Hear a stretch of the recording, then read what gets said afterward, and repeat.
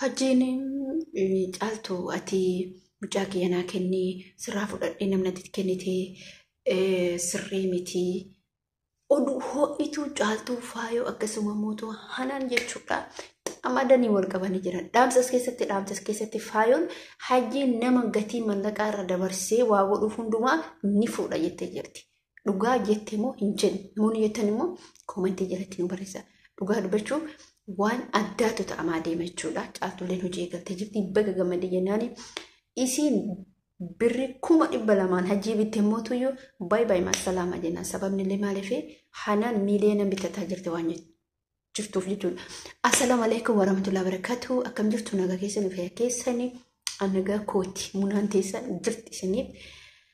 Akkamii isin nagaa qabdu fayyaa qabdu akkamii nagaa maal fakkaata asii achi yoo rabbi na laafis immoo piraankiirraan dhufuuf deema. Piraankii adda addaa biyya as keessa taa'ee biyyatti hojjechuu ijoollee as keessa jiran hojjechuu ijoollee biyyoota garaagaraa akkasuma inshallah na yaada kan nan hojjedhe jedhee yaada galmaan na haquu rabbiin ramadaana dhufnee jirra akka maleedatu qorte salaataa jirtu du'aa godhaa jirtu obboleen kiyya kan hin dandeenyellee yaada keetiin yeroo dhaqqabdetti salaata keessan keessatti yoo dandeette leedatu qabdillee salaati nuti maatuu warroonni mana arabaa jirru dhugaa dubbachuuf baay'ee nutti ulfaata ni beeyna rabbiin bakka jirtanitti isin haan bira haa jiraatu guyyaa kurnan tana keessa nama itti argatu rabbiin nu haa taasisu inshallah bismillah akkasiin jechuu barbaadu qabdu sheer godhaa godhaa koomentii barreessaa namoonni gaafii barbaadan gaafii gaafachuu namoonni qeequu barbaadan qeequu karaan banaadha isin jechuu barbaada akkasumatti wanni isin jechuu warreen dubbachuu barbaade waa'ee faayoo hanaan haadha mana hajjii ka duraanuu si jibbee duraanuu anatu si jibbee ama mootuyyuu galatoomii ulfaadhu sin jedhee jira. Doolaara birrii Itoophiyaa doolaara 1,800 qarshii Itoophiyaa 200 hajjii saapiraayis godhuudhaan deeffachuudha. Hajjiin immoo galateeffachuudhaan gara hanaan imalaa jira jechuudha. Faayoon achi keessatti maal jettee dubbattee faayoon haasofni isii keessatti hajjiin namoota qarshii irra dabarsanii waa godhaniif hundumaa ni fuudha jetti. Hajjiin lafa kanarratti dubartii hundumaa ni fuudha jetti. An dubbiin nan galchuu ani baluuleen hin lolu afaan kee qabadhee ta'a jette. Okay, garasitti walitti dhufna. Dubartootatti walitti dhufna. Hanaanii walitti dhufna. Caaltuu walitti dhufna.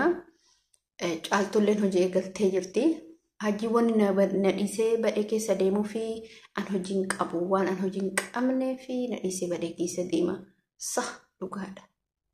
Dhiirri mallaqa gaafa baratte hanga ati umriin kee jiru simirra mallaqa nyaatu baratte. Gogaa kana sirraa quncisuuf feeti.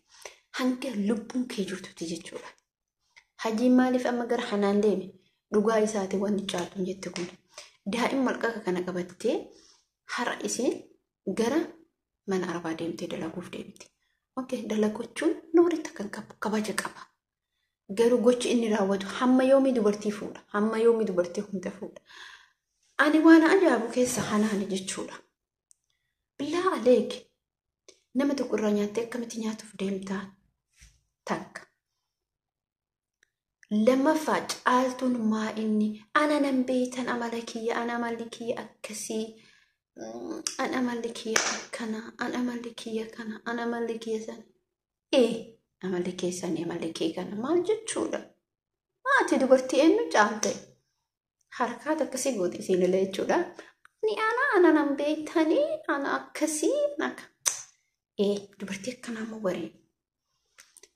Beqa maasirraa dhabee sisi maasirraa dhabee ana waan irraa argatee jira akkasii.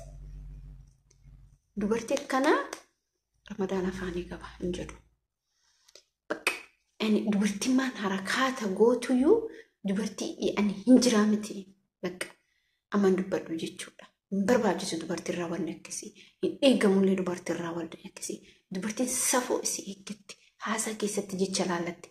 Karaa kamtu na baasa karaa kamtu na baafneetti. Malee akkas uf kukkutanii bakka dhibbatti uf kukkutanii caaltuma tanaan beeku haala isirraa nyaata bara ergisiin deettee irraa nyaattee namarraa nyaatee dhugeetti. Nama kaamilaa wajjin mana isii dhaqee piraankii hojjete. Billaalee yaaddi xiqqishuu isii.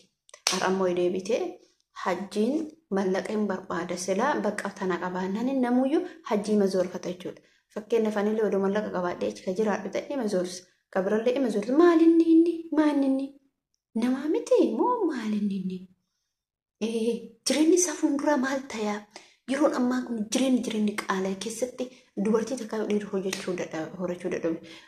Bari yoo odoo ka yaadu ta'e hajjiin fakkeenyaaf namni hin dhukkubsata hin du'a akkuma nageenyi jiru fayyaanis jira. Kan kunis jala dhufuu qaba. Ilma argataa deemte. Tunillee amma bar ilma sirraa argachuuf deemte. Maaliif ree ilmi kun hoo nyaata qabu. Mi'a amma isii takkitti ijoollee dubartii lamaan kana kunuunsitee guddifte. Maasii qaba. Mucattii gaafa dura birri kaameraa bittee si ergite mootii obboleettii xiyyaa ulfaadhu. Akka shari'aa islaamaa keessatti hin ulfaata jechuudha. Dubartii takka yoo nama biraatti heerumtee deebitee sitti heerumte malee akka sanii addaan baatanii sitti heerumuu hin dandeettu. Kana ni beekte. Okkee lammaffaa immoo kaameraa isiisan kaameraa isiisan gurgurtee maaliif mallaqa isiisan hin deebisiniif qabaattee isin odoon taane daa'ifa isii kan akkatti gadi na hixxeetiniin mana arbaa dalaydee kaameraa 200 sitti baafte jechuudha. Kaacha booda si argadhaa fi garummoo si argachuu hin dandeettu. Garummoodhaan ijoollee shamarran kenna. Nagaramtan wallahi aziim. Surprise godhe. Surprise isa godha. Surprise isa godha. Lukkuu takka yookiin immoo mana kilaasii takka biyyaan qabdu. Isheen surprise hajjii goote. Yookiin kilaasii takka bitattee hin qabdu. Yookiin horii takka bitattee hin qabdu. Yookiin mana caraqaa takkaayyuu mootummallee diiguu bitattee hin qabdu.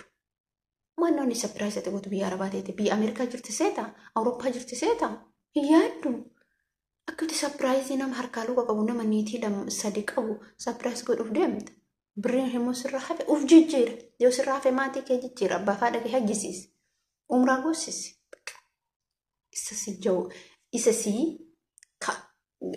Isa irraa du'aa argattu maatii kan kee. Rakkataa gargaari maskiida kenni. Hajji argadheetti asechillee saalfattu. Billaalee kin saalfattanii. Hajji lafarraa duguugamee dhume dhiirri hajji malee yoo lafa kanarraa jiru. Afaanillee ni sooma nurraa balleessitan. Ani sinumaan jechaa jira yoo nama biraatiin hin jechaa jiru dhugama rabbiiti. Hundi keessanuu hajji yookiin rabbumaan godhe kaamelalee namni itti hirma itti godhe. Maal hajjirra abdirraa barachaa jirtan ijoollee lama mana tokko keessatti kaa'ee yuutuubii banee fi irraa galee argachiisa. Nama tokko immoo waan maxxan argan achi jalatti qaanii isaanii dhumutti dadhabne. Warroonni hajjiidha surprise gootan uf eeggannoo godha yookaan immoo kanaan isinii dhufaan jechuudha. Maali rakkataa biyyatti gargaare masgiidaa kenni hagaajii surprise gootu. Maal wanni surprise isa gootuuf niitii 3 qaba jechuudha. Ta'ammaa tana doogaa jechuudha. Ta'ammaa kun immoo mallaqa qabdi. Mallaqa qabdi mana arbaa dalaydee jiraatti manni isin keessa galtu iyyuu. Zana fataa kan jedhe hajjiin bakkuma deemettee faayonu. Kanaaf jechuudha caaltuun dhaamsisee dhaamu daa'ima kee gonkuman kenne. Daa'ima kee gaafa nuti hin deebiin hajjiitti hin deebiin jennee harka shanan kanaan harki qubni kun nurratti dhukkubee koomantii barreessinee jennu diddeetti deebite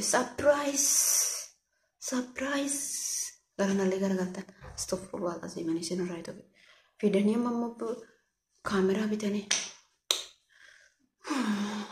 Anumaan jaalallee kiyya maal bita yarbee fakka shooyyaa maal bita jaalallee kiyya mee yaada ijoollee miinatti mana koomantii naa barreessa jaalallee makiyya anummaa maal bita kaameraa bitaa immoo makiinaa bitaa immoo maal bituuf silaa biyyi kaameraa wal surprise godha $2 200 baase $2 birrii Itoophiyaa 200 baase jaalallee kiyya hoo maal bitu dhageessu ummata dhiira jechuudha.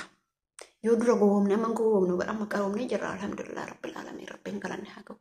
Yoo dura gowwomne amma gowwomnu laala dhiira lafa qabda mana qabda siin jettu hin qaba jedhe. Okay maaliif siin jedhe? Ati hoo maal qabda? Lafa qullaa qaba irratti ijaaruu dandeettaa jedhe. Hin ijaaraa yoo siin jedhe ijaaru maqaa jijjiiroo siin jedhe hin jijjiirin. Leesh manni sun ilma keetu keessatti hafa. Ilma keetitti tara. Maqaa lama goonaa nama lama goonaa siin jedhe baafadhu jedhe. Garuu mootuyyuu gaafa inni mana san irratti ijaare maqaa nama lamallee goote waan akkana dhibbisu ana maaliif yoo mana san irratti ijaare inni illee daa'ifa isaa dadhabee ijaare isin illee daa'ifa isiitiin bitte waan ta'eef himootuyyuu mallaqa kee qabda jedhee si gaafate immoo mallaqa kee maaliif itti himta? Inni si barbaadamu mallaqa barbaada. Mallee ni hin dhumu. Mallee gaafa atillee dhumte deemnarraa siin jedha. Ni deemta. Eessa dheeta biyya Arabaa dhufta. Biyya Arabaa nu dhufta ni teessa. Dubbiin jajjabduudhaa sitti jechuudha. Kanaafuu mee viidiyoon keenya xumuramne viidiyoon keenya itti fufaa deema, taphachaa deemna, bashannanaa deemna. Garuu mootuyyuu Rabbii keenya biratti yaadachuu qabna. Sodaa Rabbii qabaachuu qabna. Akkasumas ni jira viidiyoo biraatti nama walitti deebinutti. Assalamu alaikum warahmatullahi wabarakatuh.